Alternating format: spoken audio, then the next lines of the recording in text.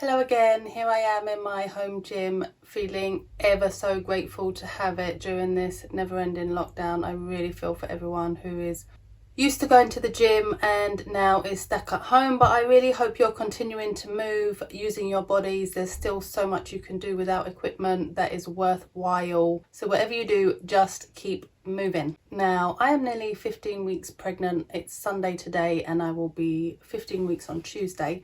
I have been weightlifting again, returning to it after a long break throughout my first trimester for about 2 weeks now, and I'm really struggling. I'm finding it really difficult, much harder than it should be. Even though I'm pregnant, and I know everybody will probably say, oh, but you're pregnant, so why are you worrying about it? It shouldn't feel like this because I otherwise feel pretty good. Apart from shortness of breath, which I'm already getting, and so I keep having to take long, deep breaths in between doing this video, which is bizarre to me.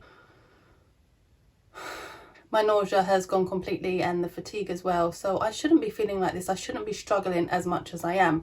So today I'm going to be talking you through the 5 things that you can do and the 5 things that I have done to adjust my workouts to make them more manageable, because the last thing I want to be doing right now is pushing myself to the absolute limit just to get through my reps. If I wasn't pregnant, I would absolutely be doing that, but given that I am, it's not something I should be doing. But pregnant or not, these 5 steps we're going to take can help you if you are finding your workouts really tough, missing reps, etc, etc. On my training schedule today are squats, overhead presses and Romanian deadlifts. Now, I'm a busy working mum even during lockdown and I don't get much time to myself, so I'm going to do my workout and speak to you during my rest period. My husband just flushed the toilet. That's going to make loads of noise. Okay, no worries, we'll continue.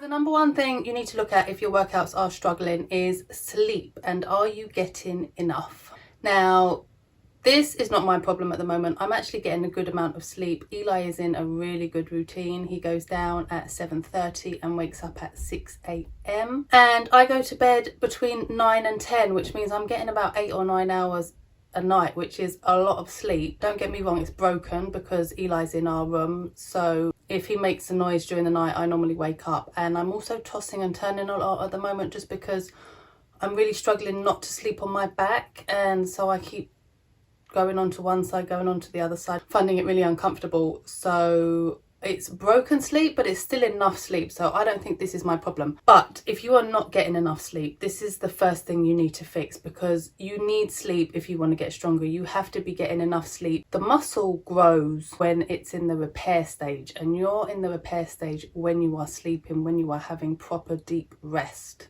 Okay, so not just lying in front of the telly, but sleeping, or at least lying in a dark room with no distractions. What we do in the gym is actually destroy the muscle. No, destroy is a really bad word. Think of another word, Lucia. We damage the muscle, much better, and then the strength that occurs from that damage is created during your rest period. So you really need to be getting sleep if you want to get stronger. Sleep should always be a priority. It's really important for your health and your longevity. So if it's not something that you're prioritizing at the moment, I suggest you make it a priority ASAP. I know it's not easy, but start programming it into your day. Go to bed earlier, try and have a routine. I know on lockdown, some of my clients are just like, my sleeping pattern has completely gone out the window and I'm really struggling, but it's important. So program it into your day, go to bed early, get some rest and see if that helps.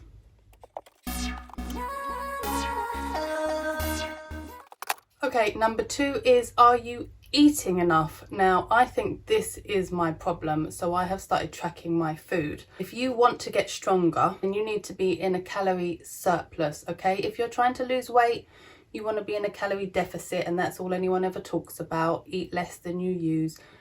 But if you want to get stronger, you need to be eating more than you use in your normal daily life, more than you need to contain your current weight.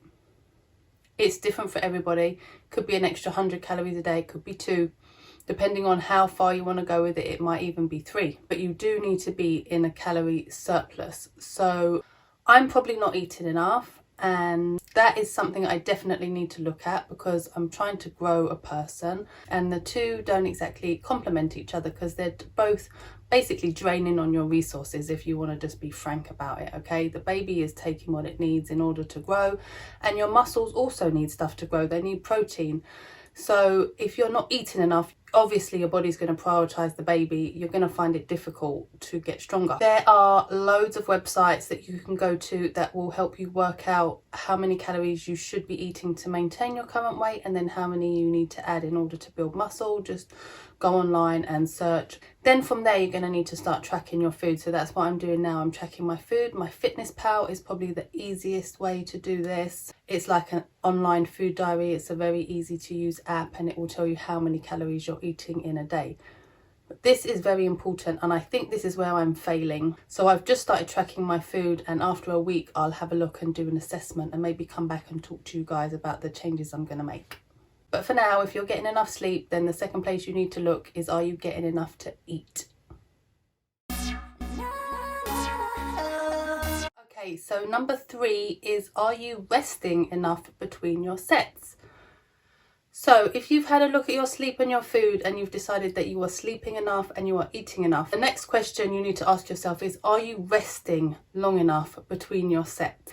Now, the minimum rest time for maximum muscle synthesis is 3 minutes, okay? So if you're doing any less than that, you need to extend to 3 minutes. 3 minutes is the minimum, but nowhere near the maximum. It could be 5, it could be 10 minutes, depending on how heavy you're going. For example, if you weren't pregnant and you were doing single 1 rep maxes, your rest time could be 15-20 minutes, okay? So resting is very important for your muscles to regain all of their energy and go again. If you're currently resting the minimum of 3 minutes between your sets, then you need to extend it. You need to rest 4, 5, 6, keep adding on another minute until you find it easier. Now, if you are getting up to the 8, 9, 10 and you're kind of, you know, still like me, still struggling, and you're lifting fairly light weights, then it's probably not that.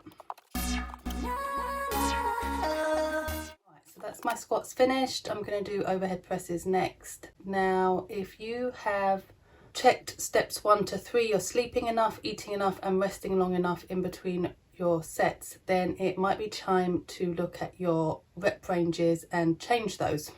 So I started off doing 3 times 5 of everything, which is standard for a novice trainee. Now, I'm obviously not a novice because I've been doing this for years. However, if you have more than a few months off, then you need to start again and you're basically a novice, which is pretty cool because the novice period is supposed to be the best and the easiest because you just keep getting stronger and stronger, and it's pretty simple. You just train 3 times a week, 3 times 5 of everything, and it works really well. Very efficient system. Once you get to the intermediate stage, it gets a bit more complicated. So the novice period is pretty cool and there's no shame in it, and that's where I'm at the moment. It's not the first time I've been here, and it probably won't be the last. But I started off with 3 times 5 and was struggling. So while I figure out my food intake and I increase my calories, I have switched to 5 times 3. So you'll have seen me do 5 times 3 on the squat, which does give the same overall outcome as 3 times 5. It just takes a bit longer, which is a little bit of a pain when you're trying to rush your workout during your baby's nap. But these things have to be done, and I'm hoping that once I sort my food out, I will be able to switch back to 3 times 5. So the next thing to look at would be your rep ranges. Doing less reps and more sets and still resting in between will make it easier than trying to do more reps and less sets. On my overhead presses, I'm actually doing 5 times 1. Now, that's not something I would normally recommend. The reason I'm doing that is because I have an existing shoulder injury, and the lightest weight that I had to start with was my Olympic sized bar. I actually left all my equipment in my locker at the gym when they did the lockdown and didn't get a chance to go and pick it up. So the lightest bar I have at home is 20 kg, which was just a little bit too heavy to start with. So instead of pushing myself to try and get more reps in and risk doing further damage to my shoulder or starting up the inflammation again, I have been doing sets of 5 times 1. adding 0.5 kg each time. Now it feels like really slow progress, but that's fine. I'm in this for the long haul. I'm not trying to win any races right now. I am certainly not going in for any competitions. All progress is progress, so I'm happy with that. I'm lifting, and that's really all that matters at this stage.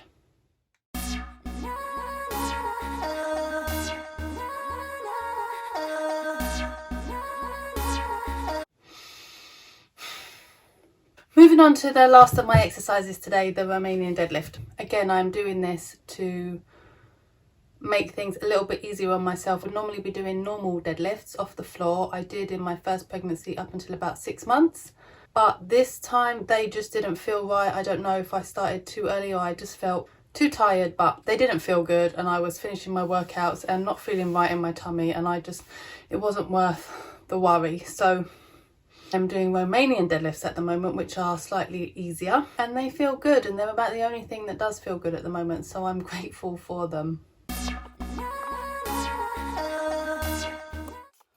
Okay, so the last and final step, step 5. If 1 to 4 have not helped you or have not helped you enough, the next thing you can do is rest 2 days between your workouts. So I would normally train Monday, Wednesday, Friday and rest at the weekend. At the moment I'm doing every 3rd day. So today is Sunday, my next workout will be on Wednesday, then it will be Saturday, then it will be Tuesday. It's not great for routine because I kind of like to know on what days I'm doing what, but needs must at the moment. And again, like I said, I'm really hoping once I sort out my food I'll be able to go back to my regular training schedule. If all else fails, leave 2 days between your workouts and make sure you eat and rest in between.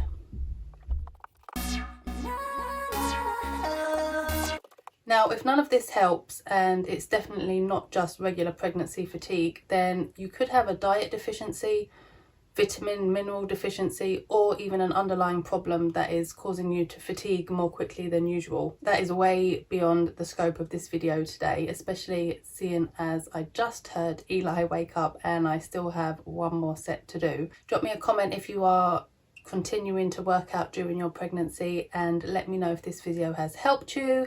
Drop me a like if it has. Don't forget to subscribe for more videos like this. Working out during pregnancy, my healthy pregnancy vlog, how to stay fit and healthy during your pregnancy, and postpartum when it comes.